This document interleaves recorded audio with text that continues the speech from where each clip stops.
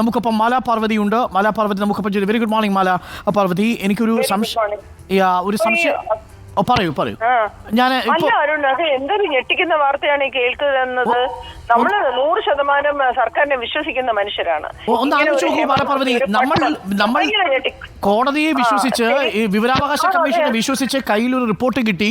ആ report ഇരകളുടെ privacy സംരക്ഷിച്ച് നമ്മുടെ കയ്യിൽ കിട്ടിയ റിപ്പോർട്ടാണെന്ന് കരുതി റിപ്പോർട്ട് ചെയ്ത് 2-3 ദിവസം നമ്മൾ അറിയുന്നു ആ റിപ്പോർട്ടിൽ പോലും നമുക്ക് ചതി പറ്റിയിരിക്കുന്നു. അയ്യോ, അത് ശരിക്കും ഭയങ്കര എന്താ പറയാ, അതാണ് ഇതൊരു ഭയങ്കര വലിയ ചതി.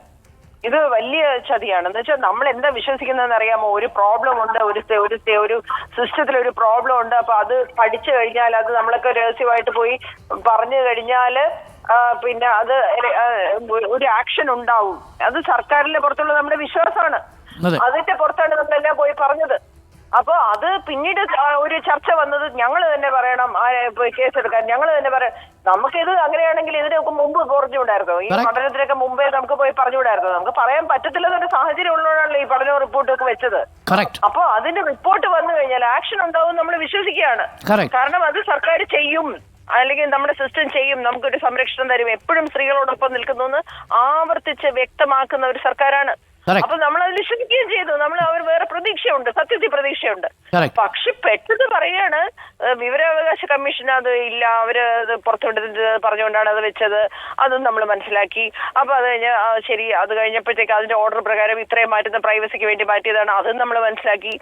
അത് കഴിഞ്ഞ് വിവരാവകാശ കമ്മീഷന്റെ ഓർഡറിന് പുറമേ അതും പിന്നെയും കട്ട് ചെയ്തെന്ന് ആർക്ക് വേണ്ടി? അതിലാണ് ഏറ്റവും പ്രസക്തമായ കാര്യം. അലപാർവതി, ഞാനിത് വായിച്ചു നോക്കുമ്പോൾ 96ാമത്തെ പാരഗ്രാഫിൽ തങ്ങളെ പീഡിപ്പിച്ച പ്രമുഖരുടെ പേരുകൾ ഈ കമ്മിറ്റിയിൽ കൊടുത്തിട്ടുണ്ട്. അപ്പോൾ സ്വാഭാവികമായും 97 വരുന്ന അതിൻ്റെ സാഹചര്യങ്ങളുടെ വിശദീകരണമായിരിക്കും. പേര് വിവരങ്ങളില്ല എന്നുള്ളത് നേരത്തെ കമ്മീഷൻ പറഞ്ഞ കാര്യമാണ്. അപ്പോൾ അതിൻ്റെ അർത്ഥത്തിൽ 97 മുതൽ 107 വരെയുള്ള ഭാഗങ്ങളാണ് ഈ ലൈംഗികാതിക്രമത്തെക്കുറിച്ചുള്ള കൂടുതൽ വിശദീകരണങ്ങളും ഏതൊക്കെ സന്ദർഭങ്ങളിൽ എന്നുള്ളതിനെക്കുറിച്ച് പറയുന്നതും. അത് പുറത്തുവിടാം എന്ന് വിവരാവകാശ കമ്മീഷൻ പറയുമ്പോൾ, അത് പുറത്തുവിടാമെന്ന് ആദ്യഘട്ടത്തിൽ സ്റ്റേറ്റ് പബ്ലിക് ഇൻഫർമേഷൻ ഓഫീസർ പറയുമ്പോൾ അതിൽ ഈ പവർ ഗ്രൂപ്പിൽപ്പെട്ടവരിലേക്ക് നയിച്ചേക്കാവുന്ന സൂചനകളുണ്ടെന്ന് ഭയന്ന് ഒരു സർക്കാർ അത് തടഞ്ഞു വെക്കുമ്പോൾ ആരുടെ പ്രൈവസിയാണ് ഈ സർക്കാർ പ്രൊട്ടക്ട് ചെയ്യുന്നതെന്നുള്ളത് വളരെ പ്രധാനപ്പെട്ട ചോദ്യമല്ലേ?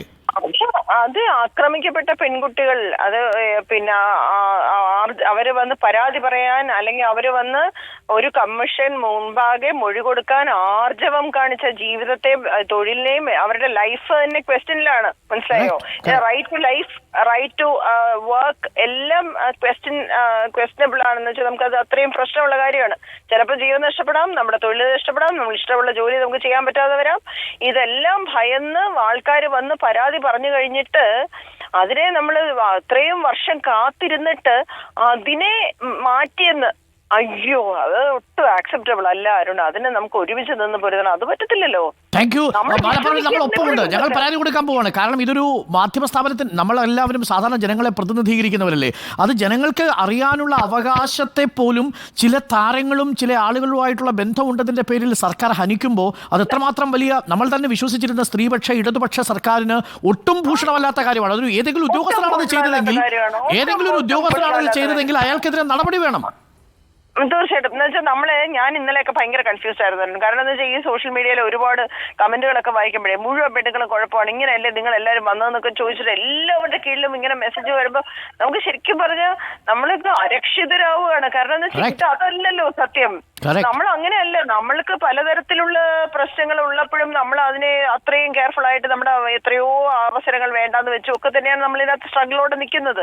അപ്പോൾ ലൈസൻസ് ഉണ്ടാവും നാളെ. ഞാൻ ഇന്നലെ മീറ്റ് ദി എഡിറ്റേഴ്സിൽ പറഞ്ഞൊരു കാര്യമുണ്ട്. അതായത് നമ്മളുടെയൊക്കെ ഈ ഇടതുപക്ഷ സർക്കാർ ഇടതുപക്ഷ കാലങ്ങളിൽ നമ്മളെയൊക്കെ നേടിയിരിക്കുന്ന സ്വാതന്ത്ര്യം ഉണ്ടല്ലോ. ഇപ്പോൾ കയറിപിരിക്കുന്ന തൊഴിലാളി, സ്ത്രീ തൊഴിലാളികൾക്ക് ഒരിക്കൽ മാനം നഷ്ടപ്പെട്ടു പോയവരെ തിരിച്ചുപിടിച്ചത് വർഗ്ഗസമരത്തിലൂടെയാണ്, കർഷകരുടെ തൊഴിലാളി പ്രസ്ഥാനത്തിലൂടെയാണ്. ഈ കശുവണ്ടി വ്യാപാരി തൊഴിലാളികളുണ്ട്, അവരുടെയൊക്കെ ആത്മാഭിമാനം സംരക്ഷിച്ച് പിടിച്ചത് വലിയ പോരാട്ടങ്ങളിലൂടെയാണ്. അപ്പോഴൊക്കെ ഇതേപോലെ വിമർശനങ്ങൾ നമ്മൾ കേൾക്കും. പക്ഷെ അപ്പോഴും പോരാടാൻ നിന്ന ഒരു സമൂഹം അവിടെയുണ്ട്. അന്നൊക്കെ മറ്റു മാധ്യമപ്രവർത്തകരോ സാമൂഹ്യ പ്രവർത്തകരോ ഒക്കെയാണ്. ഇന്ന് നിങ്ങളെപ്പോലുള്ളവരിലാണ് നമുക്കും പ്രതീക്ഷ. അവിടെയാണ് നമുക്ക് നൽകിയിരിക്കുന്ന ഒരു റിപ്പോർട്ടിൽ തന്നെ ചതി പറ്റിയിരിക്കുന്നു. തരണമെന്ന് പറഞ്ഞിരിക്കുന്ന റിപ്പോർട്ടിലെ പ്രസക്ത ഭാഗം സർക്കാർ തന്നെ ഇടപെട്ട് നീക്കുന്നു. അതെ ഇതിനകത്തൊരു രാഷ്ട്രീയ തർക്കത്തിലേക്ക് കാര്യങ്ങൾ നീളുന്നു. ഉടനെ പിന്നെ അവിടെ കോൺഗ്രസ്സുകാർ പറയുന്നു, കമ്മ്യൂണിസ്റ്റുകാർ പറയുന്നു എന്നൊക്കെ പറയുമ്പോൾ ഞാൻ പറഞ്ഞു എനിക്കിതിനകത്തൊന്നും താല്പര്യമില്ല, രാഷ്ട്രീയത്തിലല്ല എനിക്ക് താല്പര്യം. ഞങ്ങളുടെ തൊഴിലിടം സുരക്ഷിതമാവണം എന്ന് പറഞ്ഞുകൊണ്ടിരിക്കുമ്പോൾ നമ്മൾ അത്രയും വിശ്വസിച്ച് സർക്കാരിൽ സംസാരിച്ചുകൊണ്ടിരിക്കുമ്പോൾ ഇവരിങ്ങനെ ചെയ്യാന്ന് വെച്ചാൽ എന്താണ്? അതിന് ഇമ്മീഡിയറ്റ് ആക്ഷൻ വേണം. Thank you Maala Parvathi. ഞങ്ങൾ ഒപ്പമുണ്ട്. തീർച്ചയായും ഞങ്ങൾ ഇപ്പോൾ സെക്രട്ടേറിയറ്റിലേക്ക് പോകുന്നുണ്ട്. കാരണം ഇത്തരം കാര്യങ്ങളൊന്നും വെച്ച് താമസിപ്പിക്കാനേ പാടില്ല. മാലാപാർവതി പറഞ്ഞതുപോലെ ഒരുപാട് സ്ത്രീകൾ അവരുടെ തൊഴിലവസരങ്ങൾ പോലും വേണ്ടെന്ന് വെച്ചാണ് മാനാഭിമാനത്തിന് വേണ്ടി പോരാടിക്കൊണ്ടിരിക്കുന്നത്. ആ സാഹചര്യത്തിൽ സർക്കാർ പുറത്തുവിടുന്ന റിപ്പോർട്ട് സമഗ്രമാവണമെന്ന് നമ്മൾ പറയുന്നില്ല. കാരണം അതിൽ ഇരകളുടെ അതിജീവിതകളുടെ ഐഡന്റിറ്റി പ്രധാനപ്പെട്ട വിഷയമാണ്. അവരുടെ സ്വകാര്യത മാനിക്കണം. ആ മാനിച്ചുകൊണ്ട് പുറത്തുവിടാമെന്ന് വിവരാവകാശ കമ്മീഷണർ പറഞ്ഞിരിക്കുന്ന റിപ്പോർട്ടിൽ അത് പുറത്തുവിടുമെന്ന് സംസ്ഥാന വിവരാവകാശ ഓഫീസർ സാക്ഷ്യപ്പെടുത്തിയ ഉത്തരവിനെ പിന്നീട് എന്തു ചെയ്താണ് നിങ്ങൾ അതിലെ 11 ഖണ്ഡികകൾ വെട്ടിമാറ്റിയത്? ഇത് ആരോടുള്ള സംരക്ഷണമാണ്? ആരോടുള്ള കരുതലാണ്? ഇതാണ് പ്രധാനപ്പെട്ട ചോദ്യം.